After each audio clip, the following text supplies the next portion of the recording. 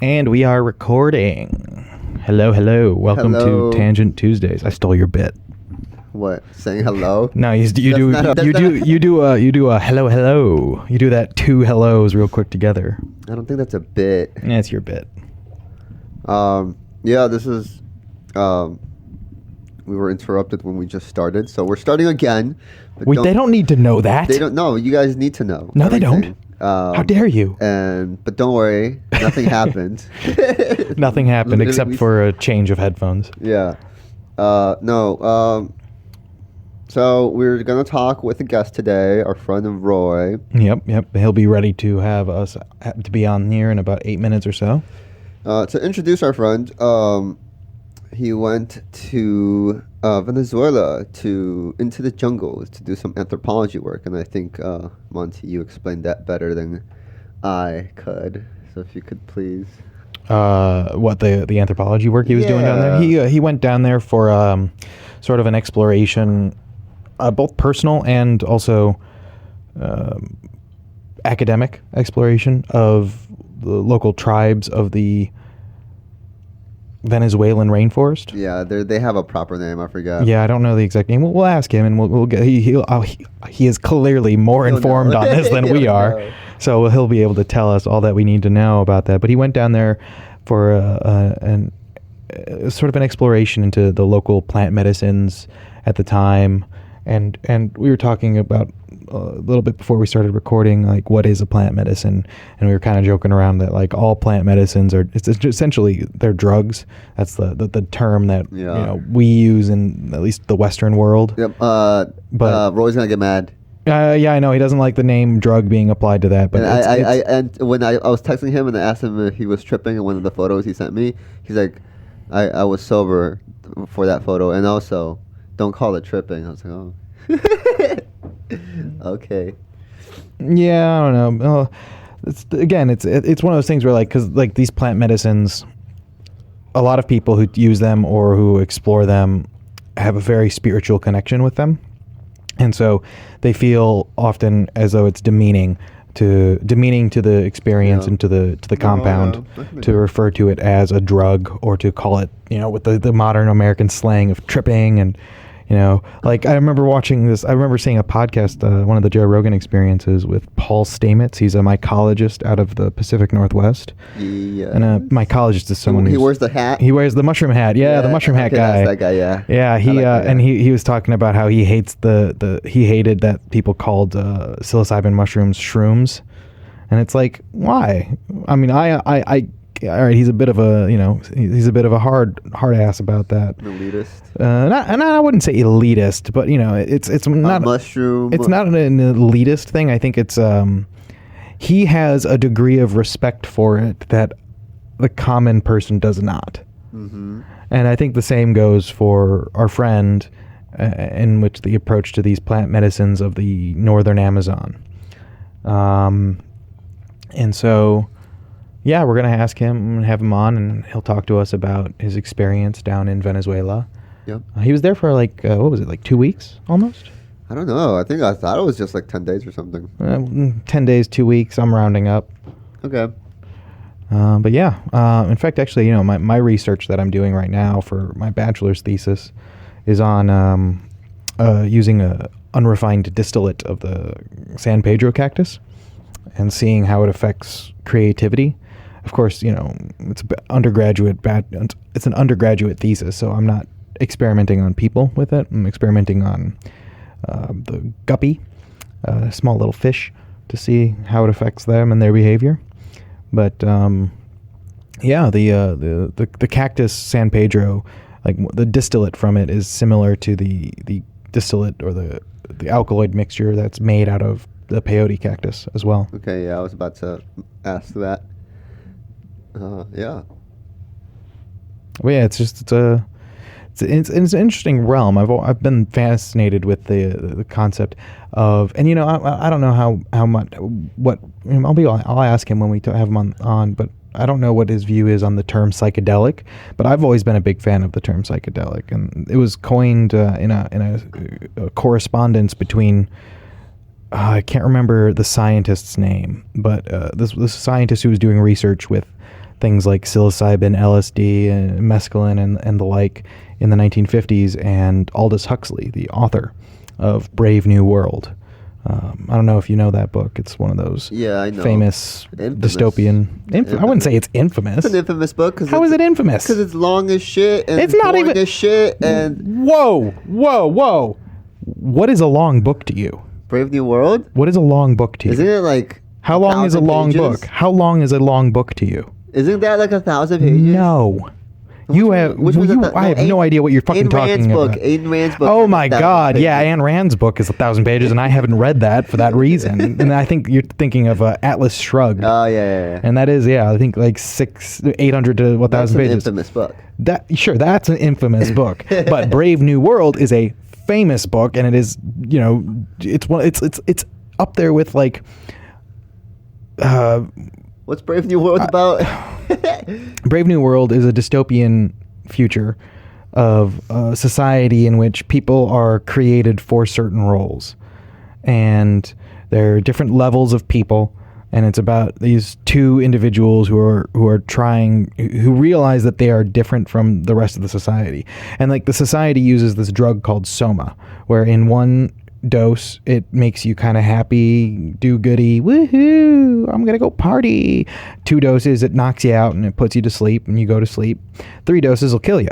And so it's this drugging up of the population to keep them complacent and chill, and so they don't really rebel against the horrible system that they're in. And meanwhile, they manipulate the embryos of everybody born, where if they want to make a class of people who are stupid to work the basic menial labor jobs, they essentially just add a little bit of alcohol to the embryo to make them a little bit retarded.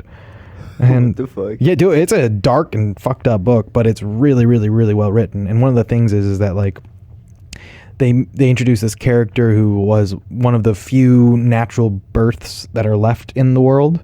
Okay. And he was born in an Indian reservation in like the west of the United States, or what was formerly the United States at that time. Okay. And it's divided into like 5 zones of the world, and it kind of is all just this New World Order kind of global government that runs everything and keeps everyone in line. Yeah. And it came out I want to say maybe a decade before, or in the same decade that George Orwell's 1984 came out. Yeah, they're pretty tied together. They're both about this like concept of like totalitarianism and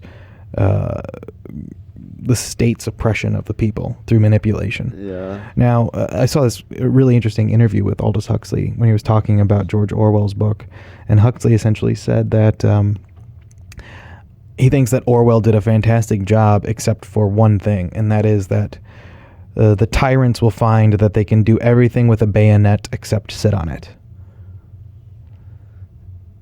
What does that mean? It means that you can create the totalitarian system through force, but you will not be able to maintain the totalitarian system through force. You need a different form of coercion to maintain the system. And that's where he introduced his concept of soma and that drug to maintain that totalitarian system. And I'll be honest, I see some parallels between that and all the doping up of people these days with various pharmaceutical drugs. Oh yeah. Not a big fan of. They give girls birth control and SSRIs like candy. Well, and also, I mean, the crazy thing too is that birth control drugs affect hormone levels. Yeah. And here's a crazy thing that I found out not that long ago, and that is, if a woman's on birth control and she's dating a guy, and then she stops going on birth control because they decide, okay, we want to have a kid, it is possible that the change in her hormones from no longer being on birth control will cause her to no longer be in love with that guy and no longer want to have his babies. How fucked up is that? Yeah, you mentioned the story that you had like someone up here who went something like that, right? Went through something like that. She stopped taking birth control and realized that she didn't like her boyfriend. Oh, yeah. A friend of mine said that. Well, I don't know if it was exactly because of that, but I think she had some reservations around it before that, but I think she stopped doing it and then boom. And again, like that's another thing, like the same friend of mine told me that, and I've heard this from multiple people, that like, you know, once they became once they became a mid to older teenager, around the age between like 16 and 18, Yeah. and their family, like if they were a sort of more progressive family, they would essentially be like, okay, you're going to become sexually active. Go here, we're going to put you on birth control. And so it's that kind of idea is that we don't really talk about the consequences of all of these things. Whoa. That's very progressive. Yeah. I don't think Latino culture is there yet. I think that's a white American thing. It is definitely a white person thing. And it's at least it's a white progressive thing, because I mean, if you talk about like Oh yeah. if you go to like the rural whites, the rural whites, they're not going to be all for that. Yeah, they're not. All right. Roy says he's ready, so I'm going to shoot him a call right now. Cool. I'm going to put him on speaker and use the same mic as I've got right here. Do.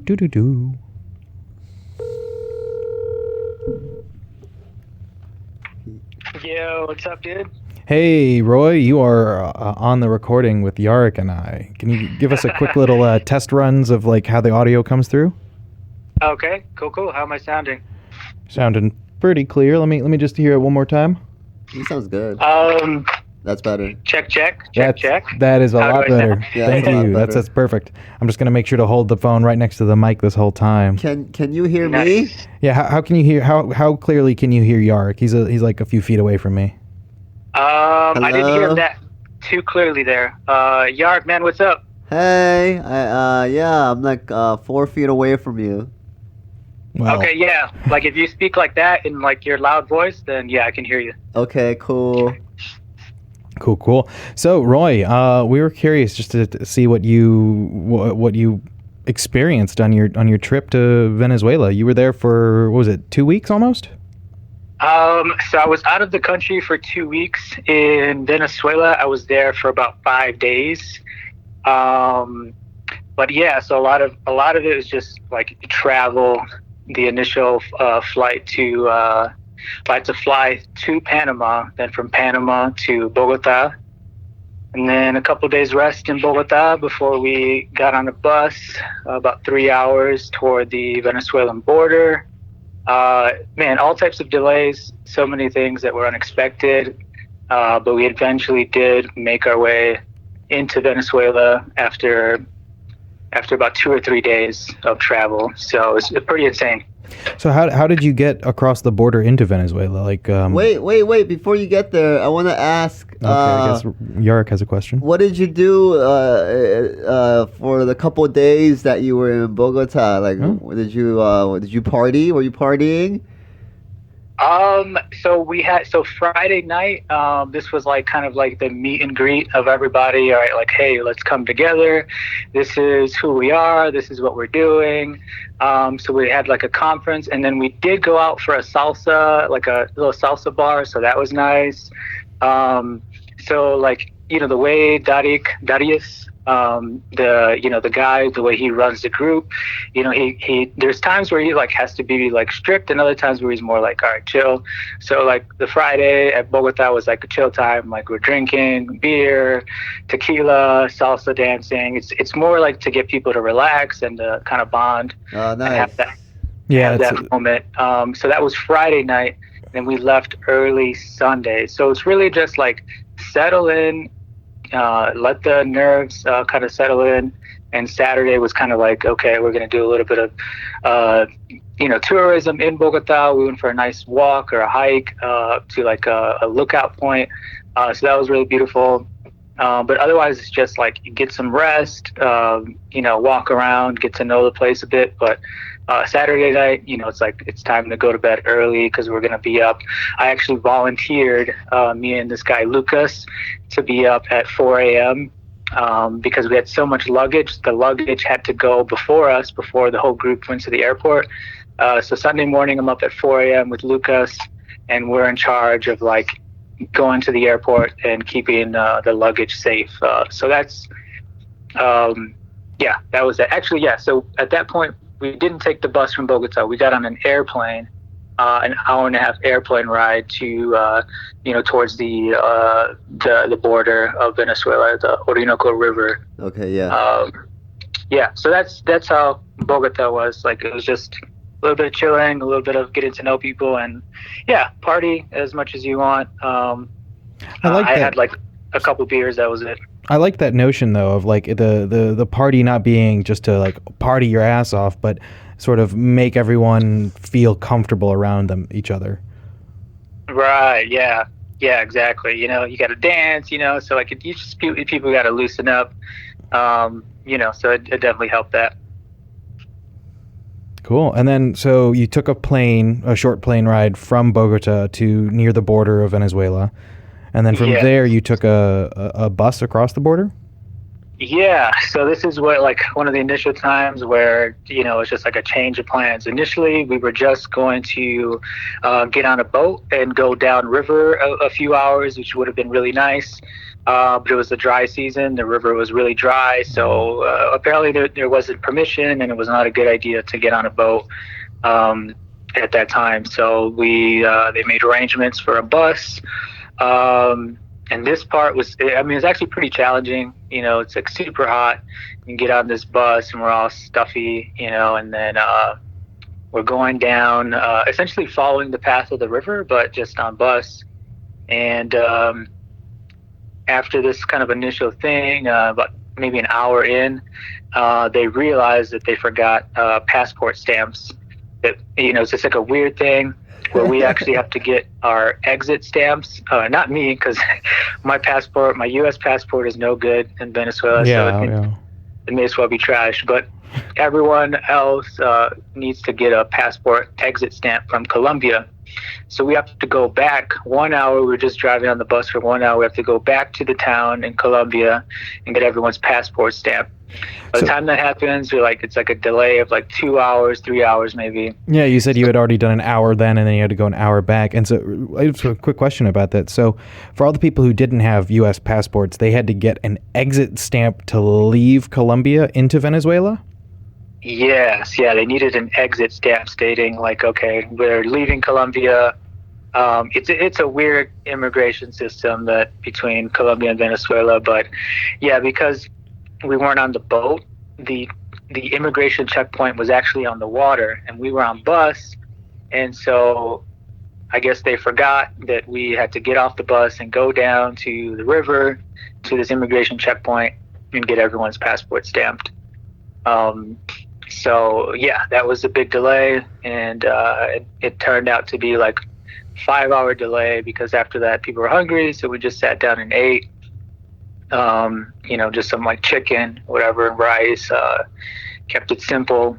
But yeah, it was just kind of like the first experience of like a delay, and then also just how there's just like these kids and people just like so much poverty that you literally have kids begging next to your table like for any piece of food or scraps, and so it's just like it's really sad. But we I think the thing that we learned, or that I learned at least, I don't know if other people learned, is that it's best not to give them any food.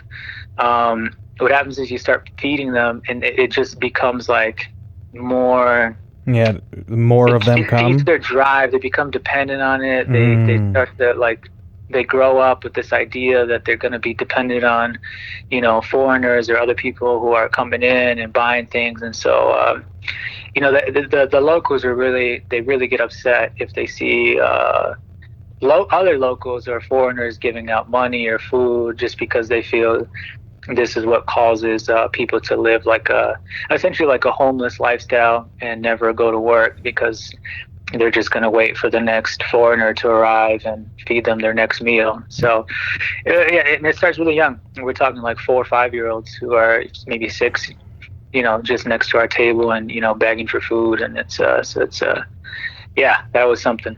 And this is in rural, so to speak, Colombia? Rural Colombia, yep, very near the border of Venezuela. There's very, rural part, small town.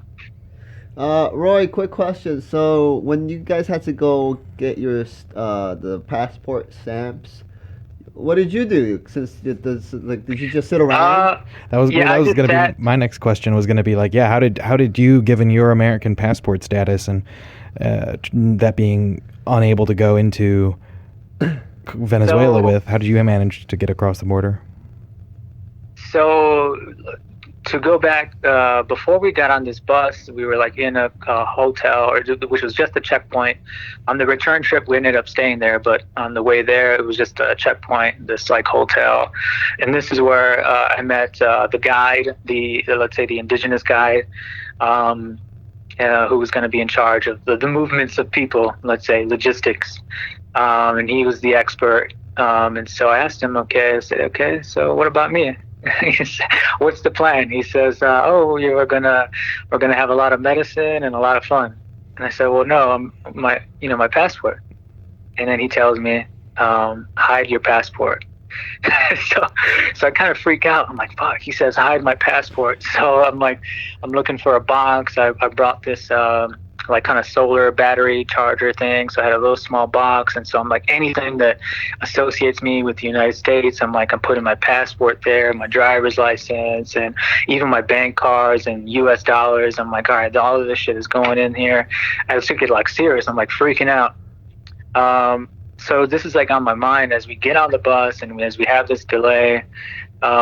This is like on my mind. And when they got their passport stamps, I just stayed by the bus, hung out, chill on the corner where the bus was at, and just kind of observed. Took some videos and stuff. Tried to keep calm, and that was basically my plan. And I got on the bus again, and I'm honestly still freaking out.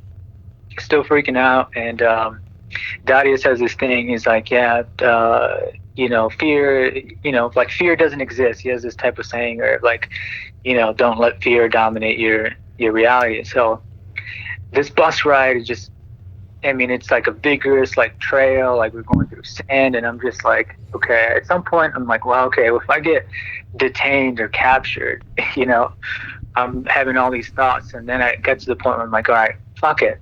Forget that negativity. Like, if I'm actually going to get captured, I'm going to go down, like, enjoying the shit. Like, so I start to, like, perk up, start talking a little bit more, trying to be, like, more enthusiastic. And then we get off. We arrive to this next small town of Colombia, which is right on the river. It's a port town. You can clearly see the river when we get off the bus, and there's this unloading process, and basically unloading off the bus onto a boat. A pretty long boat with a motor, could probably carry about 10, 12 people. There's about 16, 17 of us total.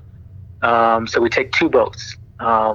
We get on these boats, and I'm with the guide, the local guide. I'm just like, all right, stay. He's kind of like, I'm watching his demeanor and Darius's demeanor the whole time, and I'm like, man, they're so calm. So I'm like, if they're calm, I got to be calm.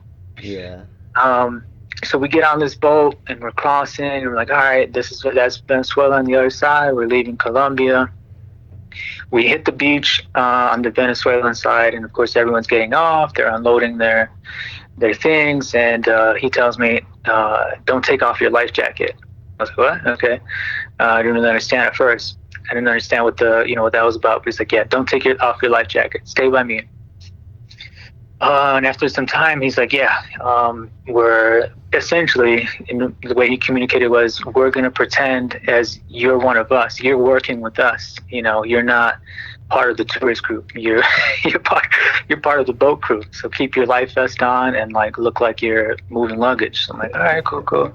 So I stay close to the boat, like look like I'm not even really interested, and looking up at at the immigration checkpoint, which I can see the officers. They're up near the beach. It's kind of like an incline, and the rest of the group is going up, and there's immigration officers up there.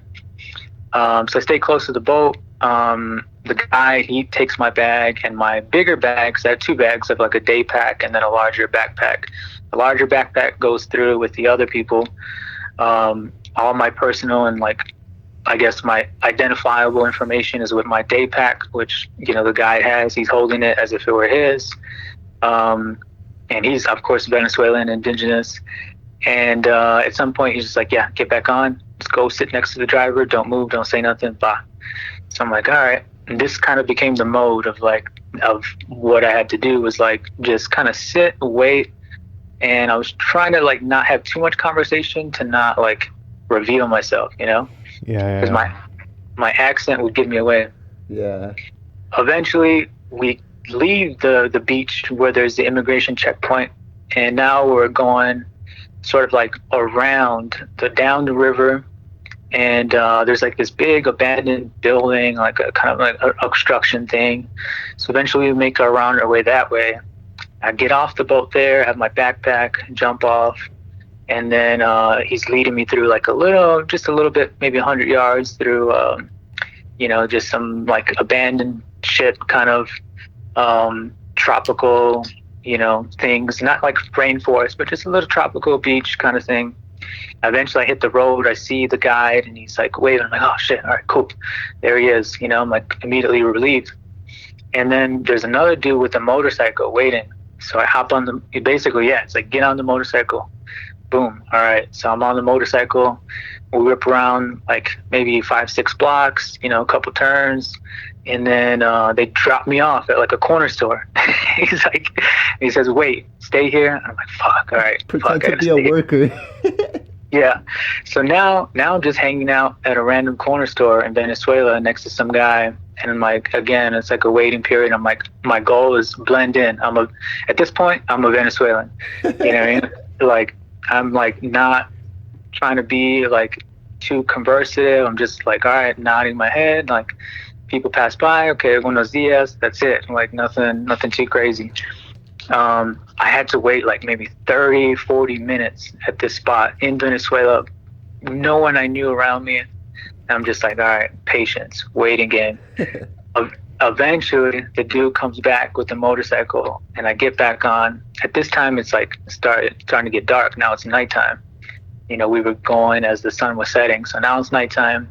And then he takes me to this like more or less public area, kind of like a hangout spot where there's people playing music, drinking, dancing, blah blah blah. And he's like, all right, wait here, we're good, like just chill, just wait here. So this is another waiting point. I'm like, all right, start looking around, blah blah blah, see people having a good time. So I'm just like keeping to myself, and I'm doing as they do. I see people on their phones, so I'm like, all right, it's okay to be on my phone. I can just look at my phone, do my thing. I started journaling, and just trying to stay calm. Did you start journaling in Spanish just to make sure that they didn't catch you writing anything in English? Honestly, no, I did not. Straight English.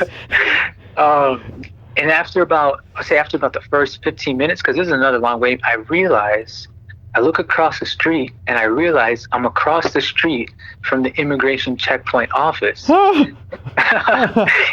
And I can see the Polish dudes. I can see Darius and the Polish dudes like outside. I'm like, oh shit, this is so funny. Like I'm hiding in plain sight. I'm playing the game. I'm a Venezuelan. I'm like, all right, cool. Eventually they come, they serve me some Coca-Cola, and I'm starting to relax, starting to be like, more happy. So yeah, serves me some Coca-Cola. Now I'm just chilling. I'm like, all right, whatever. Everything's fine. I can see the rest of the group. There they are. Eventually we'll all be ready to go. And so, more time passes, and then I see them like take a photo. Like the immigration officers are like, with the Polish, the whole group, they're like taking photos, snap, like everyone's happy. And then I'm by the locals, and they're like, commenting like, oh, how nice is it, that we have tourists here, like they're so happy that there's tourists there. Eventually everyone gets loaded up into like different trucks and different taxis kind of things, kind of like a pickup truck. And then I'm on the motorcycle, boom, back on the motorcycle.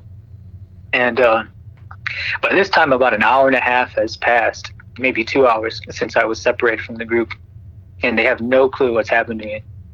And so, and now we're heading towards, the village. We're going through the streets. I'm on this motorcycle. And I ended up losing my hat, and the driver, I was like, fuck it. But the driver was like, no, we're going to go get it. So we went back, got my hat, and then we zoomed back because, we're on a proper, maybe it's like a 300cc motorcycle, but that's plenty in Venezuela. So we're way faster than the trucks and the taxis that they're on. Yeah. So at this point, I'm like waving, I'm celebrating. I'm like, yo, like. I fucking did it. Yeah, rock on, and like, dude, Roy, like, what the fuck, where were you? Like, what happened? I'm just like, I didn't of course, I didn't want to like talk, of course, we're like driving. They're in a different vehicle. I'm not gonna be yelling out, what happened. Conversation on the highway. Yeah, by this time I'm like, yeah, we're in. So then it's about 30 minutes through this town, and until the road pretty much runs out. It turns into like dirt road, and then there's like a basic wooden bridge, and so we have to get off. And then they're using motorcycles at this point. Now it's pure motorcycles. They're using motorcycles to transport the luggage down this dirt road into the village. And then at some point, me and this other guy, Caesar, we just decide, like, if the village is there, maybe we can walk. I have my day pack, my backpack. I'm good. Let's go. So we start walking. I thought it was going to be 5 minutes. I think it was probably closer to a 20-minute hike. And at some point, we just, boom, all of a sudden we see some lights. We see the Churiwata, which is the house of singing, like sort of their main ceremonial center. And we just go in. And by this time, there's conversations like, man, is there going to be medicine tonight? Yopo medicine. So chemically, Yopo is 5-MeO-DMT, which is a snuff snorted into your nose, very fast acting, rapid, and also purging. So people are like, I don't know if I want to do it tonight. I'm kind of tired, blah, blah, blah. By this time, I'm just like off the high of like just making it. I'm like, yes, give me the medicine. And so by this time, it's like 8 or 9 p.m. We walk in and they're waiting for us. It's like ceremony set up. The altar is there, abuelo and everybody. Abuelo is like the elder of the village, and then they're all just waiting there for us. The whole, seems like the whole village, about 15, 20 people inside the Churiwata. And they're like, yeah, put your bags down, blah, blah. I'm like, all right, cool. So I already know what's going to happen. We're going to go right into it. So find my water, hydrate a little bit, because there's no water during ceremony. It's just like you have to focus, get into your stance, your concentration. And some people were feeling it. Some people weren't. It's all totally voluntary. No one's obligated to do anything. I think most people did partake. I remember one girl who didn't. They call you up, and you go through. They give you your little dosage, which is let's say it's like a fat bump of Yopo, which they mix up. I have a quick question about that. Yeah. So you said it's like a snuff, so it's something that you snort in through your nostrils. Yes. How long does it act for, and also how long does it take to kick in? So it kicks in after about 5 minutes, and then it's from there. It's like if you were ascending a roller coaster. It just goes up. It peaks. Maybe stabilizes at the peak, and then goes, just kind of dissipates away. All of this is happening in probably about an hour or less. The strong part is about 30 minutes. So after about an hour, you're coming back. You maybe feel a little bit of after effects, but it's rapid. 5 minutes, you're feeling it. It gets really intense. It's very physical. You feel it in your body, warmth, kind of like this pressure. It's just insane. And then all of a sudden, for some people, you break through. You kind of crack through that wall, and then you might have some visions. You might have some just strong feelings. You might start vomiting, whatever your body needs at the time. And then it's got to be less than an hour. But there's a whole 2-hour buildup to this procedure. And the 2-hour buildup actually is the other key ingredient. So they're actually chewing capi. And capi is the ayahuasca vine, which contains the MAOI, so the monoamine oxidase inhibitor. So you're actually chewing ayahuasca, but not DMT. You're chewing the MAOI essentially for about 2 hours, and smoking tobacco before you're taking Yopo. So this is like kind of helping your body. The more capi you chew, the longer the Yopo will last. The less capi you chew, the faster the Yopo will leave your body. And what's the purpose of the tobacco then? So tobacco is always cleansing and calming. So they use tobacco in a way of like, okay, we're going to cleanse, and we're also going to calm. So like it's kind of a different way of use of tobacco.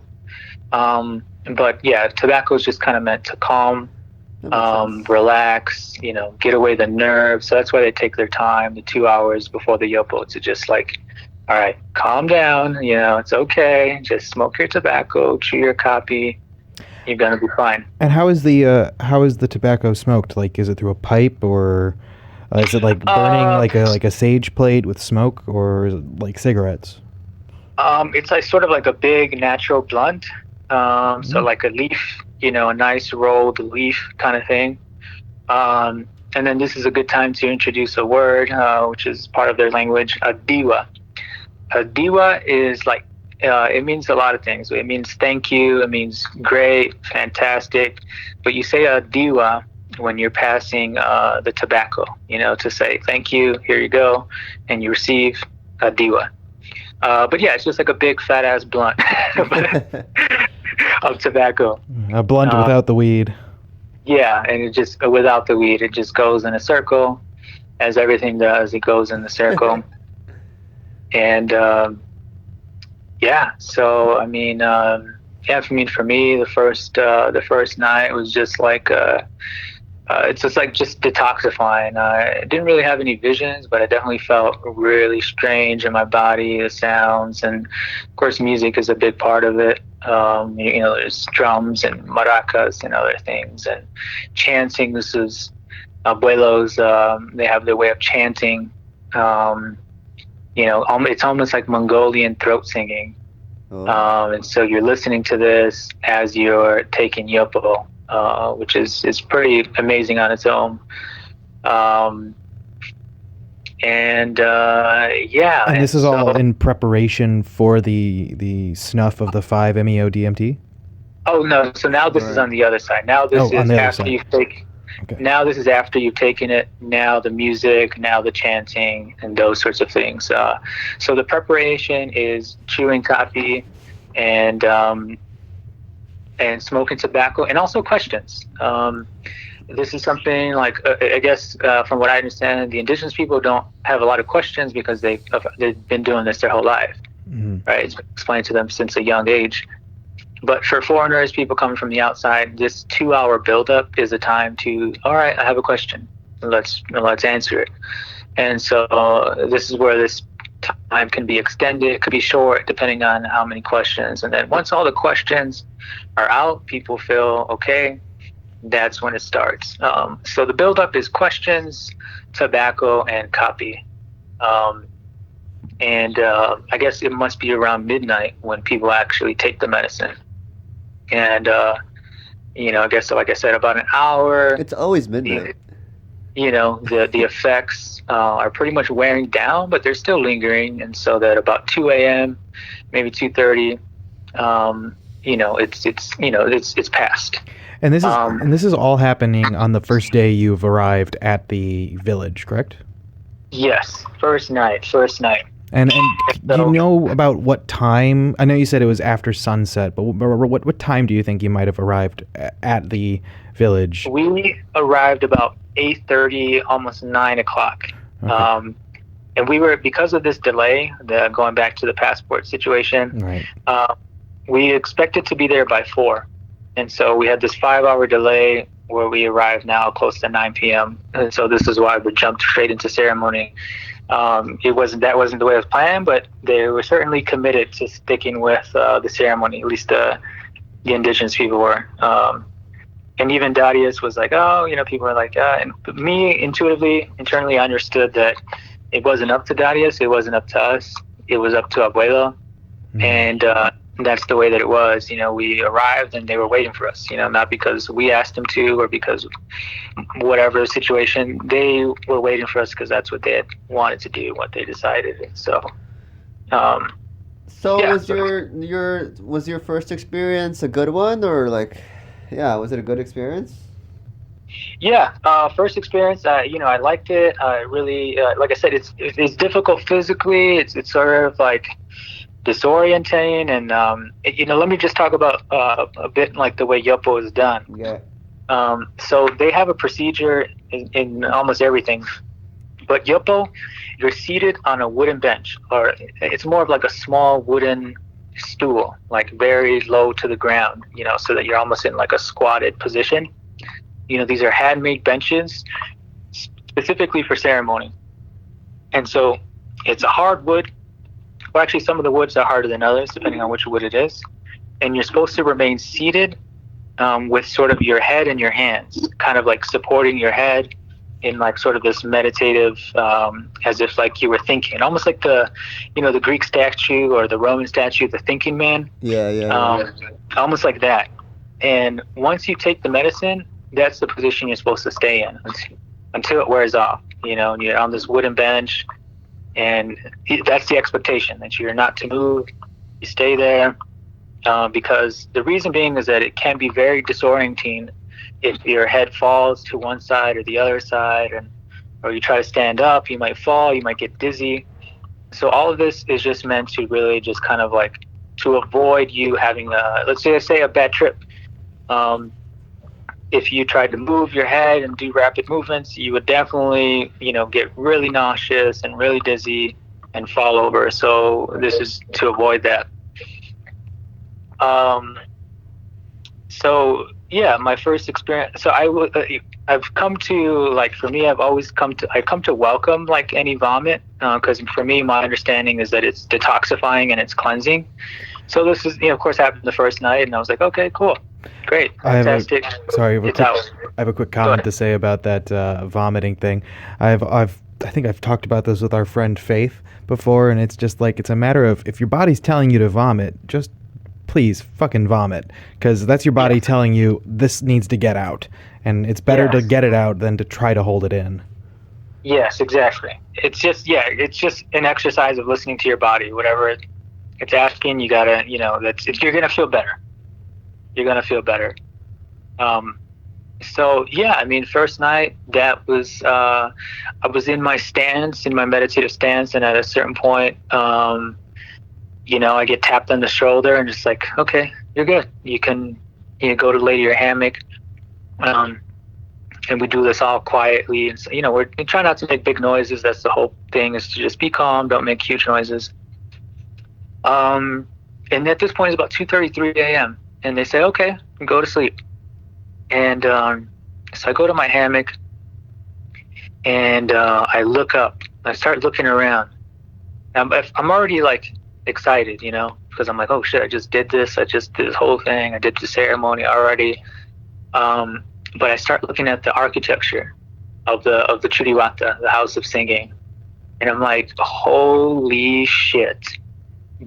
Everything I can tell is handmade, extremely meticulously put together, woven, like, like if, how do you say, like a weaving, like a woven basket, except it's an entire house, and there's wood, and I can tell that just all of this has just been locally sourced. There's wooden pillars and, cross beams, and the roof, made from dry leaves, and just how everything is woven together. I'm like, wow, this is insane. Absolutely insane. I felt like I was, like a time traveler. I was like traveling, back in time, like just the way things, this whole tradition being preserved, like right in front of me. So I was sitting there in my hammock, and I wanted to ask these questions. I'm thinking about anthropology and all these things, and and I'm like, man, I'm not gonna sleep tonight. There's no way, absolutely no fucking way I'm gonna go to sleep after going through all of this, these things today. And now I'm staring up, and I'm looking at, like at this amazing architecture. I'm like, no way. So I get up, and I go to the translator, Abuelo, as a translator. He's essentially an indigenous linguist. And I said, if I have a question, should I wait till morning, or can I ask it? He says, no, sit down, come right here. They bring me a stool, they sit me really close, like right up to him and Abuelo and everybody. And, after some time, I realized that there's like like I said, there's like 10, 15 people, mostly men, young boys, men, adults. And they're all just like, it's just me and them. Like I'm the only sort of foreigner awake or engaging with them at this time. And it's like, it's insane. So I'm like, okay, where do I begin? And we just start this conversation. I'm, of course, talking about initially the architecture and the beauty and the things that impressed upon me in my sort of anthropological background and my sort of desire to want to learn about them and their culture and the procedures and the medicine and this and that. And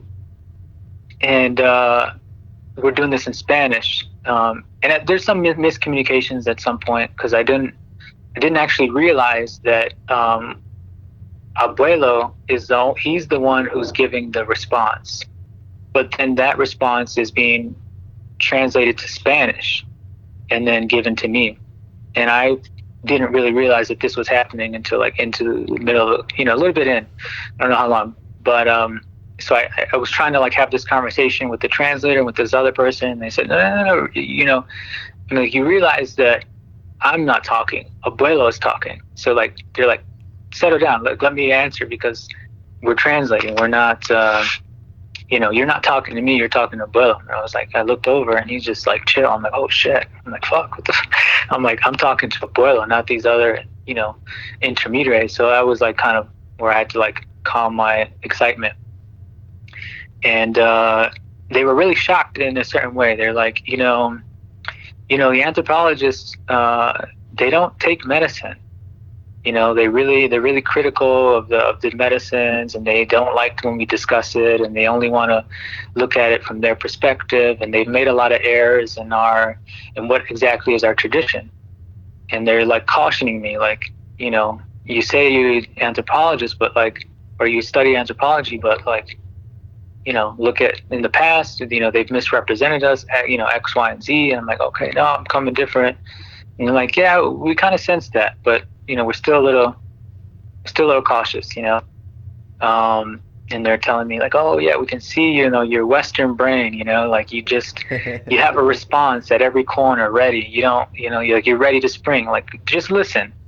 And this is when I kind of started to pick up the way they do things. And it's a very like, slow things down, have some patience, because I was coming in with a lot of questions and this and that, and they're like, well, let us think about this and develop our answer first before you bombard us. And eventually, at about 5 a.m., 5:30, I started to get a little self-conscious because I noticed people are like not sleeping, and I'm like, damn, am I keeping them up? And they're like, no, you have a right to speak, don't worry about it. And I'm like, okay. But after this long back and forth, this conversation, they essentially accept, and they say, well, you're welcome to do your research. You're welcome to ask the questions. You're welcome to take the photos. We want you to represent us the way we are, not the way you are. And that, so essentially, like any report that I do should be like approved by them first.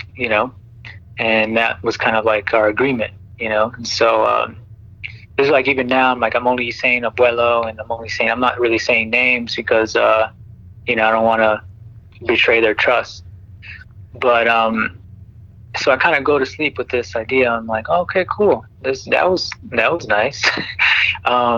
It was very interesting. Like I said, it felt special, to be sitting there and just speaking directly with them for a couple hours, and then kind of listening to me and kind of accepting what I was saying, and them just kind of telling me like, yeah, you are kind of you're doing something that's not very common, because you're taking medicine and you're also coming at it from this like anthropological mind. So like they were kind of intrigued by that. And so, yeah, I eventually just like, all right, well, I'll try to sleep at some point. So I maybe slept a couple hours, and I woke up, and then the moment I woke up, now Pedro, well, I'll say Pedro because he's my guy.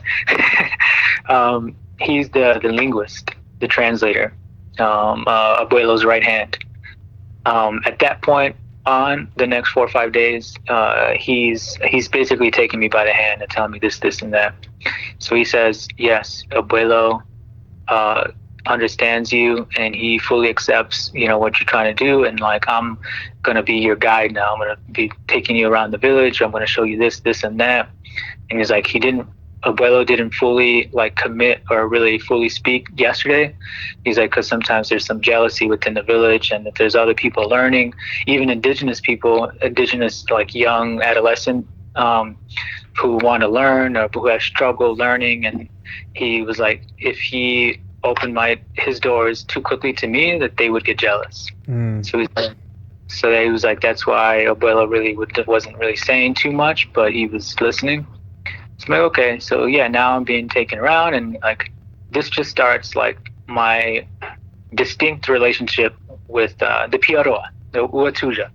Piaroa is what the Spanish call them. Uatuja is what they call themselves. And so I'm part of the Polish group and the rest, but in another aspect, I've already distinguished myself, because now I don't need any intermediaries, or I have fewer intermediaries. I speak with Pedro, the right hand of Abuelo.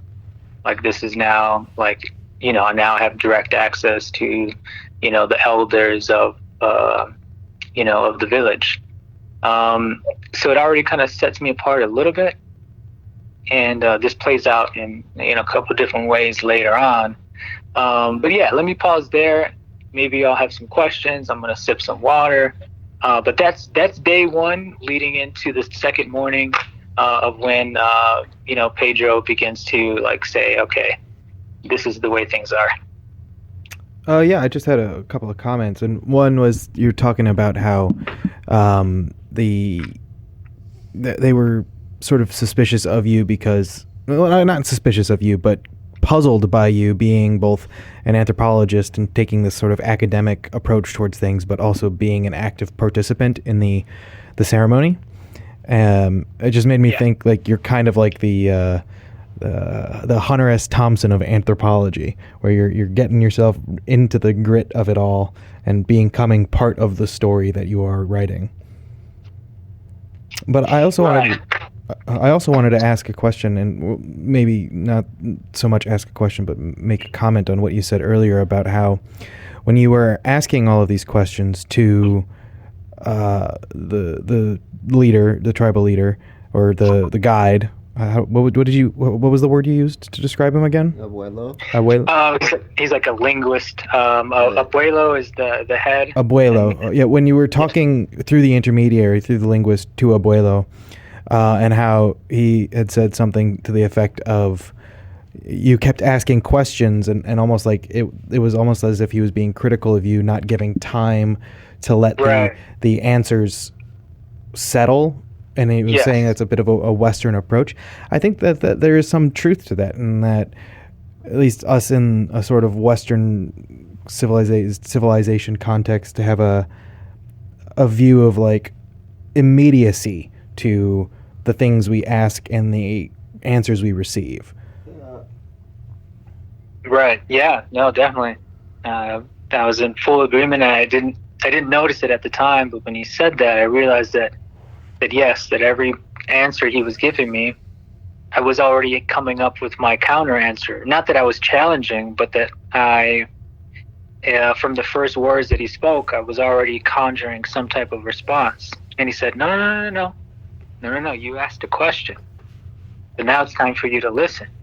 It's not time for you to come up with another, reaction. It's time for you to listen to the initial question, the answer to your initial question. It's that difference between listening and hearing.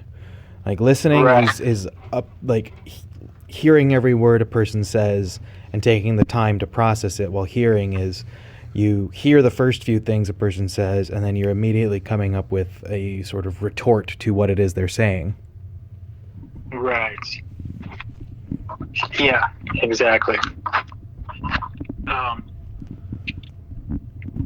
Yeah, and so like I said, right away, I'm already learning, that they do things differently, a little slower, and I'm like, yeah, like you said, the Hunter S. Thompson. I'm committing to learning and trying to do things their way, and instead of just being an observer, but I'm going to participate. Yeah, yeah. So I decide, that I'm gonna any option for ceremony, anything. I'm gonna say, yes. I'm gonna be like accepting of everything, whatever food, whatever thing they offer me. I'm gonna take it.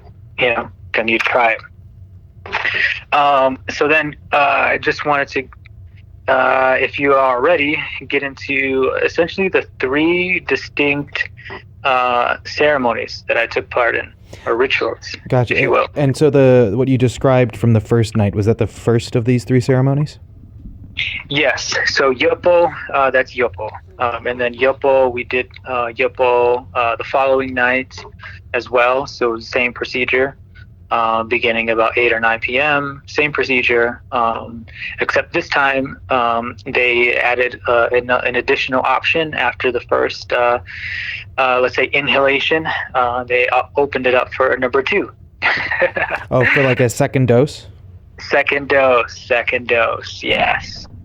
Second dose on the second night. Did you do second dose on the second night? Oh, of course. Yeah, he just said how whenever they're asking him things and offering him things, he was saying yes to them. So I would assume he did. How did that go the second night?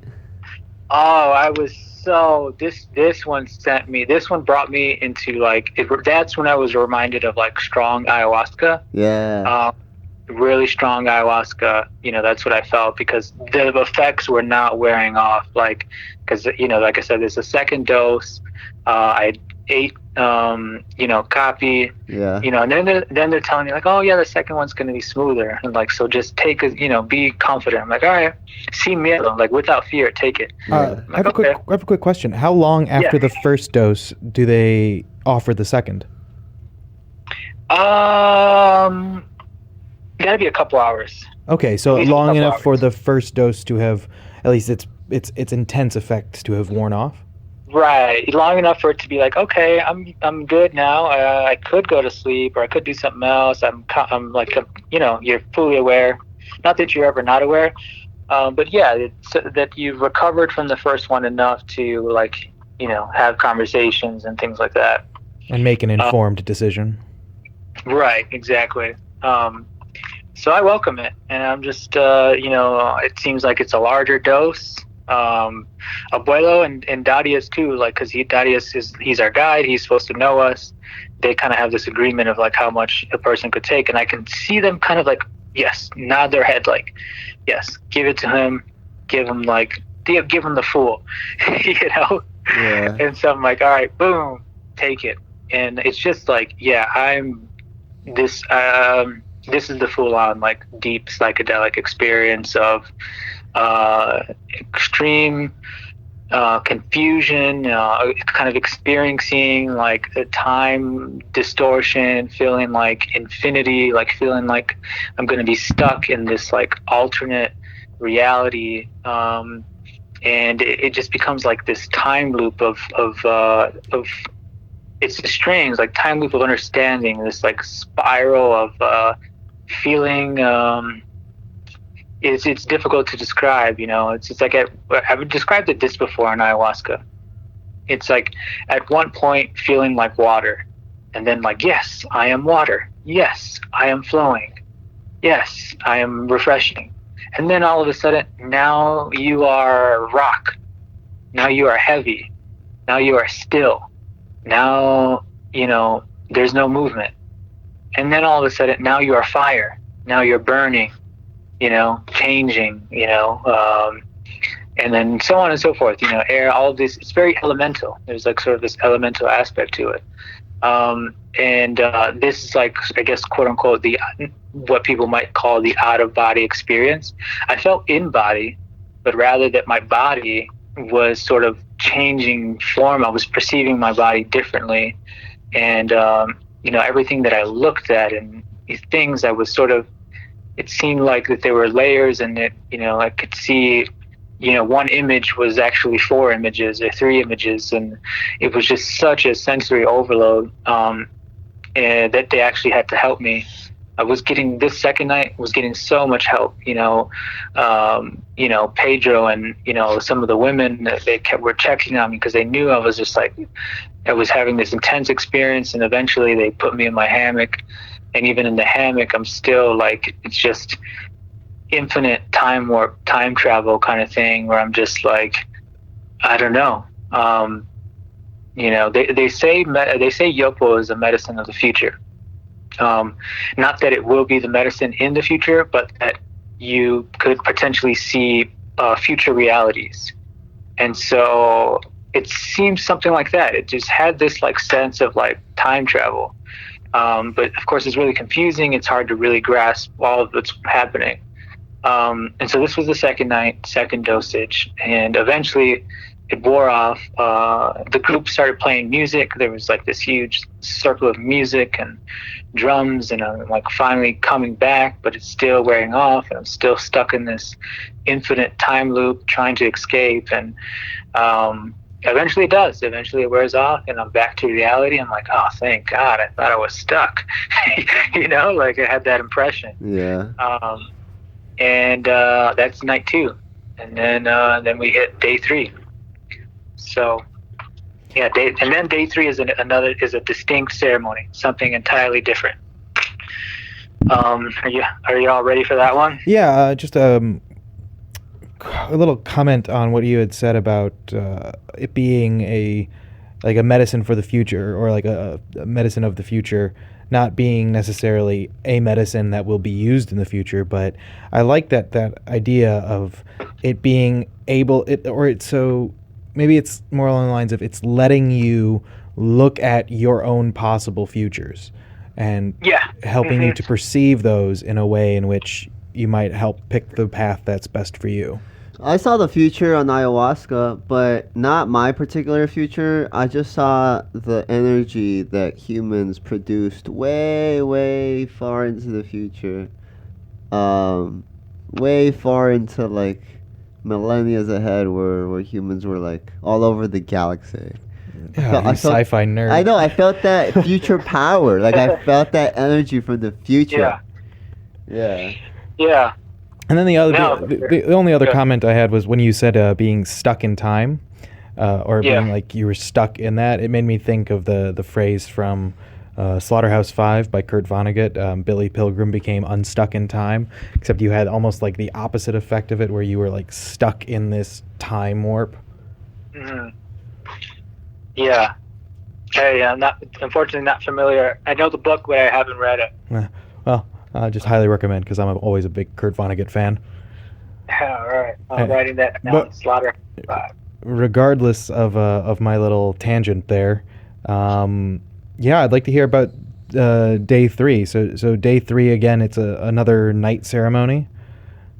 Another night ceremony, and so the daytimes is relaxing time, conversation, food, normal day of life. Except you're in the Amazon, it's hot as fuck. But otherwise, normal activities. It's sort of like a pause so you have time to process the experience from the night before. Yes, exactly. Rest up, you sleep in the daytime, and all sorts of things like that. Bathe in the river, whatever you got to do. Wash your clothes in the river. Everything in the river. Everything in the river, yeah. One River, that's the name of Darius's company, One River. Because we're, along the journey, we're essentially are part of one river. We move as one unit. At least that's the idea. And we bathe together, we sleep together, we eat together, all these things. Very communal in its organization. Yes, and it has to be for safety. It might be uncomfortable at times, but you start to realize that it's the best way of doing things. For safety, because there are actually things. Jaguars do exist out there. Yep, and bears, I think, too. Other things as well. So it's just best. It's best. Day 3. So Dada. I was looking forward to Dada because I'd read about it, and people described it as a much more pleasant experience than Yopo, or rather easier. So the first 2 days are both Yopo, and then the third day is Dada? Yeah, Dada. Yes. So I'll explain from the insight. I didn't have this insight yet, but I'll explain it from this insight that Pedro gave me. And that is that Dada is something of a spiritual warfare against darkness. So this one, the goal is to stay awake until morning. So you're fighting the darkness in order to reach the day. It's very symbolic. And the way that Dada is done is essentially light deprivation, sound deprivation, sleep deprivation, food deprivation, and the only thing you're permitted to drink is the Dada drink. There's a drink with it. I don't know what's in it. I didn't feel effects from it. I don't know if it's to make you sleep. I don't know if it's a psychedelic. Its taste was very mild. It almost reminded me of like a mushroom tea. Was there any bitterness to it? No, but there appeared to be like specks of something into it. It seemed like a very neutral drink. Okay. To me, at least to my taste. So I was like, okay, whatever it was, I think it could have been placebo. The main activity of Dada is to sit down in silence, in darkness, for hours. So again, we're getting started about 9 p.m. You find your bench, you sit down, they explain what's going to happen, you drink your Dada. Dada is done by fours, so you drink 4 drinks. They have like this little cup thing that's made from some natural source, this cup. Not wood, but it's like a shell of something. So you drink 4 times, 1, 2, 3, 4, and then passes to the next person. And once everyone's drinking, the door gets shut. So there's no light coming in. It's complete darkness. No, you shouldn't be moving, and you should just be sitting down and not making a sound. That is until about, time starts to behave differently. So I want to say about an hour or a good moment of silence, and then starts the chanting. First it's abuelo, and then it's a choir. And usually men. I think just men. So abuelo starts to chant, and then the choir of men start to chant, and this goes back and forth, back and forth, back and forth. So you're just sitting there in darkness on this wooden bench, listening to these, indigenous chants, and you're not expected to move. What did those chants make you feel? It's so the whole thing. It almost seemed like war cries. And what I've learned because I practice the singing, and I'll see if I can try to conjure up a little bit of the chanting in their style. But what I realized, or at least what I thought I realized, is that the chanting comes from pain. Mm-hmm. It comes from discomfort. It's a cry. It's like a ow, this hurts. I'm in pain, and I'm gonna cry it out.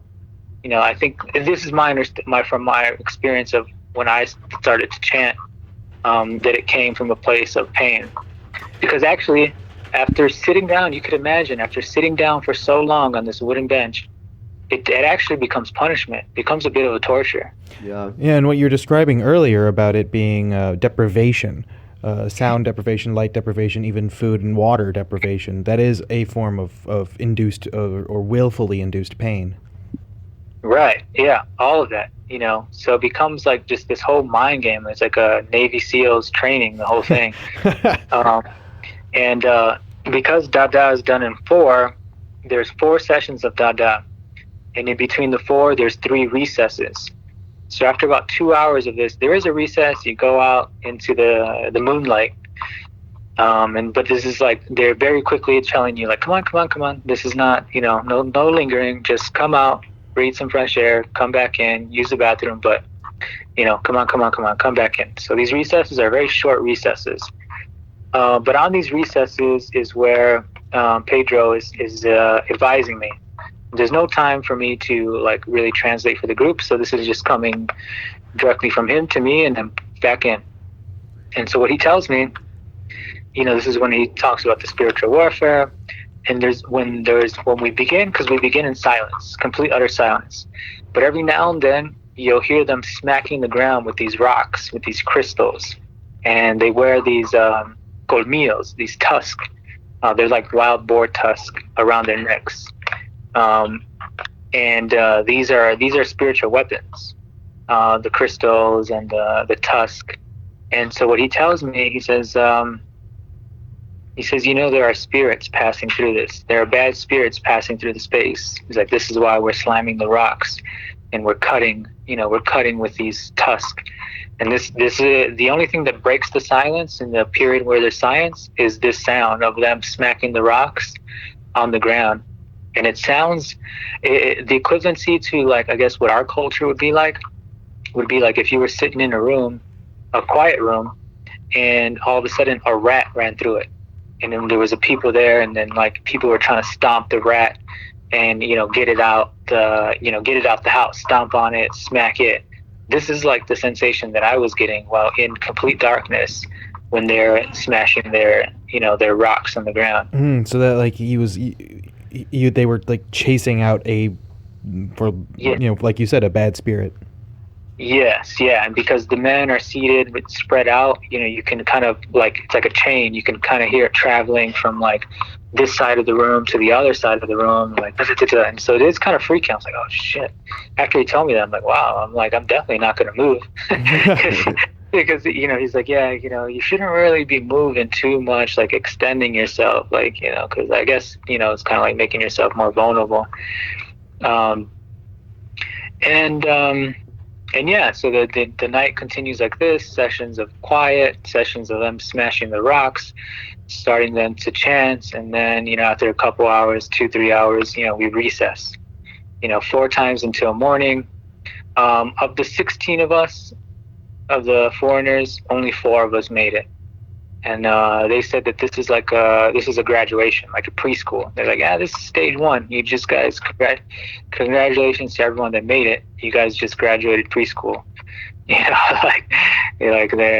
This is like part of their indigenous education, of teaching patience, teaching calm, calm and so forth. I feel like there was something else that I wanted to say about Dada, but yeah. Well, I have a question. So, like you said that you weren't really feeling much, but like, so after each like break, like how intense were you? Like, in an altered state, how intense was that? Altered state, not so much. I was completely aware. It basically just adopted the mindset of war. So like you could imagine, like if you're at war and you're being bombed, like are you gonna go to sleep? Like no, like going to sleep is the equivalency of death, So I was staying awake to kind of stay watch. And I remember during like the 3rd session, I think, of Dada, I was actually in so much pain. It was like so much suffering, and I was like pleading, like in my mind I wasn't making a sound, but in my mind I'm pleading to Abuelo, please stop, please, like give us a break, like I'm in pain. I'm like, I'm suffering, that's basically my mindset. I'm like, I'm suffering, please stop, please give us a break. Interesting though, I like that you were describing it as like almost like a warlike setting, at least in its feel. There's this psychologist that was originally what got me interested in psychology and the study of like psychedelics. His name's Jonathan Haidt, and he had a TED Talk from I want to say like 2008, 2009, where he talks about this sociologist from France from the early 20th century, late 19th century, called Emile Durkheim, I think his name was. Oh yeah. He referred to humans as homo duplex, humans of 2 states, both at the individual level and the collective level. and the psychological or the psychedelic experience is elevating us into that collective level where you don't see yourself as the atomized individual anymore as so much as you see yourself as part of the whole. And one of the things he described in this TED Talk was that not only are psychedelic compounds able to do this, but certain rituals as well as states, including being in combat and in warfare, produce these effects. Yeah, no, absolutely. I'm totally with that. Yeah, I think it does. I mean, that was kind of like what I had to learn, was just to have this consciousness of like, there is no individual, there's only the group. And yeah, it just, at a certain point, it did sort of, it felt like war. They even had those like, which you might associate with like Vikings, those war like, yeah, good old war horns. I also liked what you were describing earlier too, when you were referring to the chanting almost as like Mongolian throat singing, because there is a very, just think about the Mongol Empire. That was a hardcore war-driven society. Yes, yeah, exactly. Yeah, and it's interesting that it's like they're so far apart, and yet there was a similarity there, in this like type of throat singing. Like I said, even in the Viking style horns, like it's the same thing. It's native. It's not like they got it from the outside world. They got it, and it's the same concept. It's a war horn, and they played it, and I was like, it was my favorite thing to hear. I was like, wow, yes, yeah. When it was something that Yark and I were talking about right before we called you, was this idea of similar concepts or ideas existing across cultures, even though these cultures never had the contact with each other at the times of their creation of these concepts. And like the at least I'm studying psychology, and so the notion I know of it as is from the Jungian concept of the archetype. Yes, yeah. And so I'm always fascinated in this, because when you were talking about the experience and the ritual itself, a part of me was wondering how much of it is related to that specific tribe and how much of it can translate across tribes to other peoples because of the archetypes. Right, yeah. Yeah, I mean, I think it's, it just only takes a little bit of translation and patience for it to be, to be understood. It's not a completely foreign concept. Like, we have these things. Like, that's why I described it as, sleep deprivation or light deprivation. Like, we have these things in our society, these, deprivation chambers, and it's, so it's like they're doing this practice, but in a very sort of natural, indigenous and in way, but we have these things, we do these things already. We understand what it means to fast. We understand what it means, to chant or to sing. And, so yeah, there's this sort of archetypal nature to the rituals, which is just more or less intuitively understood. And it certainly helps to have it explained to you. But some things, it's like, you just get it. You just understand, Intuitively. Yes, and so like when they play the war horn, that for me was like, oh, I get it. I understand. It's war. War is coming. Gather the men, gather the women. Let's all get in the same house. Everybody, get your arms. Come together. We're under siege. We're under attack. It was this type of feeling. Like, it's. Sorry to cut you off, but like, were you like in a state of anguish the whole for a period, not for the entire thing, but yeah, it was a period of anguish, complete anguish. Yes. Yeah, complete pain. Until you find that there's small ways to relieve the pain, very slight ways to lean your body a certain way, or to, slight ways of relieving yourself. And actually, I think after the second or third session, when I was in the most pain, I was instructed to change benches, get a different bench. And they said, all right, get another bench. This one's going to be much softer. The wood is softer. And it was a different wood. Actually, the hardwood is coming from the Yopo tree. The Yopo is a tree, and the seeds is what they use to burn and make ash and make Yopo. But it's a tree. And so the benches that are made from the Yopo tree, extremely hard wood.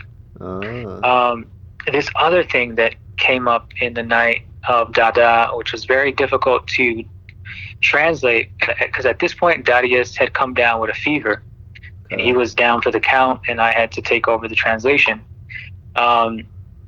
It had to do with women and their menstrual cycle and sitting on the benches. And so they asked that if any woman was in the first 3 days of their menstrual cycle, that they not sit and they not do Dada, because the energy of the period and of the blood is an energy of death. And what they're trying to do is we're fighting for an energy of life. And so I had to explain this to the women of the group, which were about 50-50 men and women, that they're saying that there are some of the benches are actually tainted. And quite literally, there was one bench, and it seemed like the women actually missed it when I was trying to explain this. But there was a bench that was stained with period blood.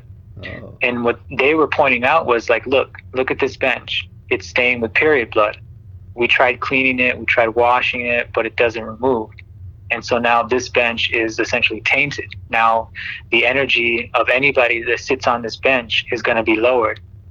And so this was extremely difficult for me to translate, and I could see the faces and sort of the shock of the women when I said this, and I was just like, oh God, here we go. And I'm just translating.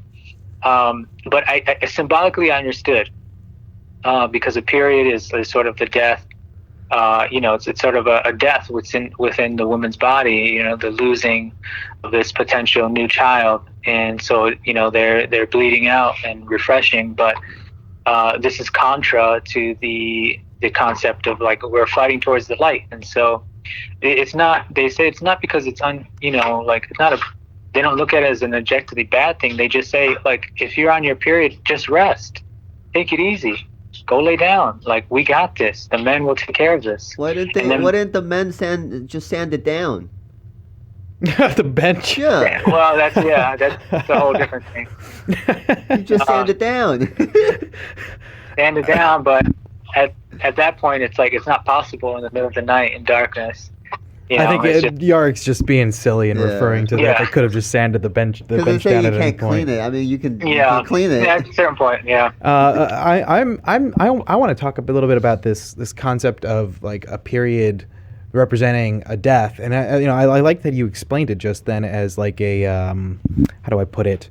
How did you put it? I mean, I should say like a natural cycle, but it's a death of that potential new life. Right. Yeah. It's interesting because one could also view it as it's a rebirth, because it's the expulsion of one cycle so that a new cycle can begin. Yeah. Mm-hmm. Yeah. Except that it has to die first, and so that's why they say only the first 3 days. And so but then if you're past the first 3 days of that menstrual cycle, at that point you've gone past the death and into the beginning of the new life. Right. Yeah. So they're only talking about the first 3 days where it's just the pure bleeding out. And the discharge.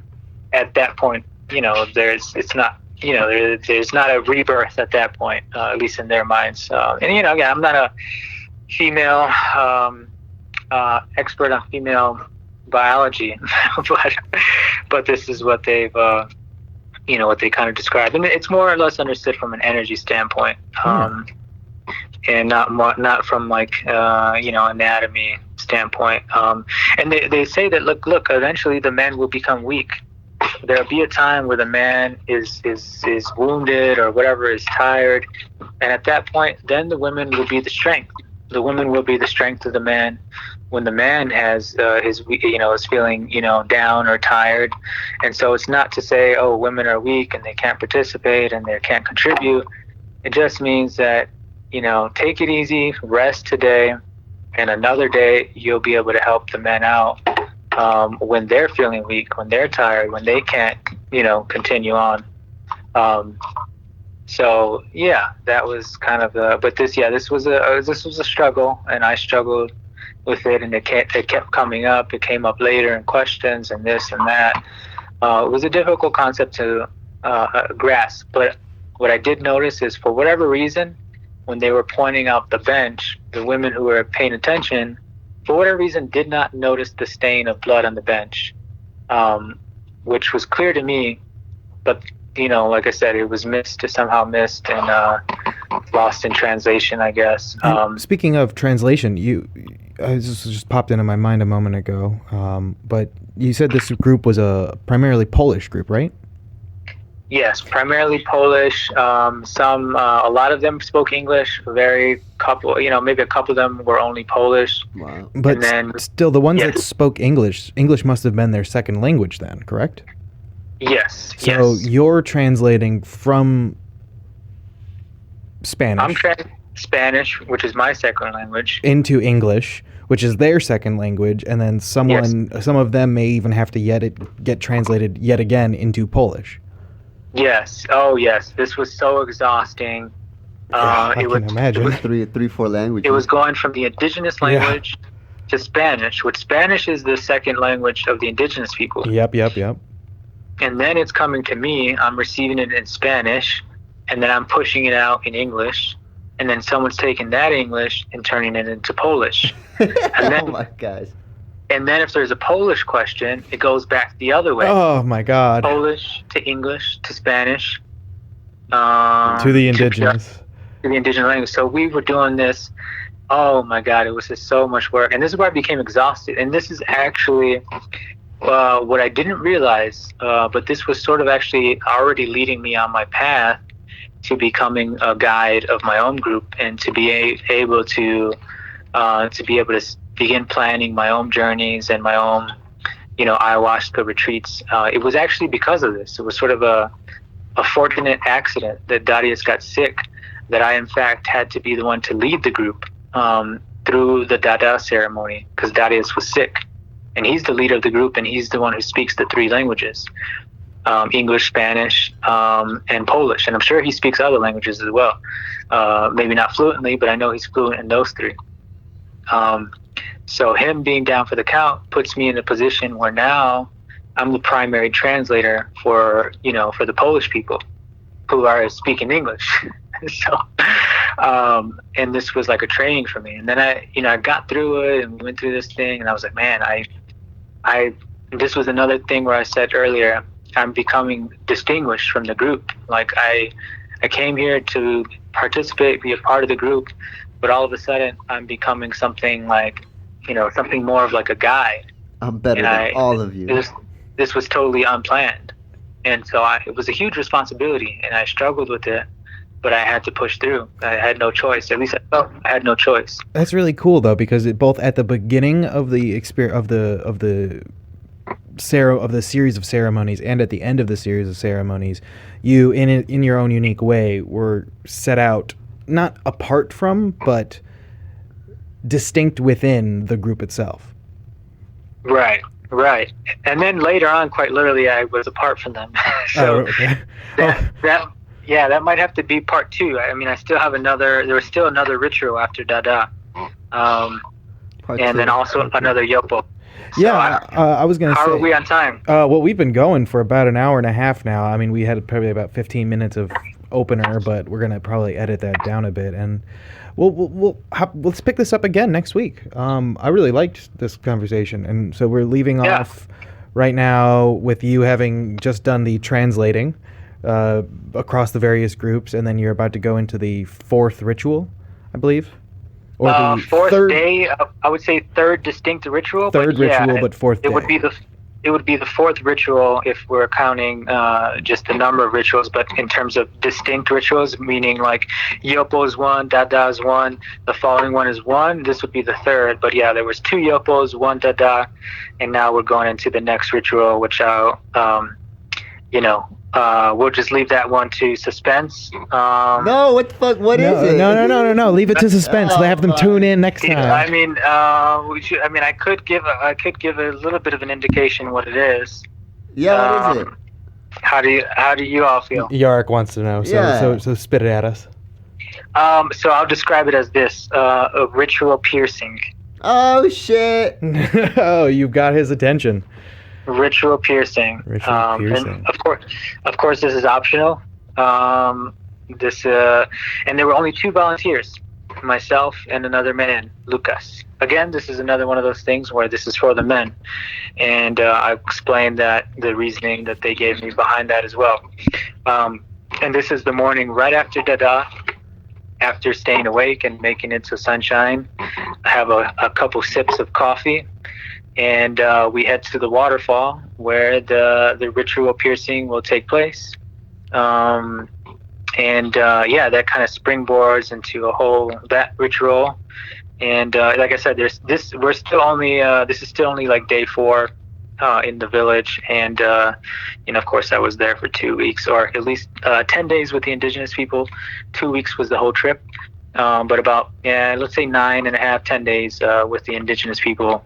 And so we're only at I think at day 4 at this point. Yeah. We're just entering day 4, and you've already had quite the hell of a journey. Yeah. Yes, yep. It was like nonstop, so much so that I felt like I was gone for 2 months. This 2 weeks was like 2 months of downloads. Yeah, I feel that. Well, thank you very much for letting us call you. We're gonna go ahead and wrap this up and stop the recording, and I'll talk to you soon. We'll set this up for maybe the exact same time next week. Yeah, sounds good. I appreciate the call. All right, dude. Yeah. You have a good rest of your day. Yeah, you too. Thanks. Bye.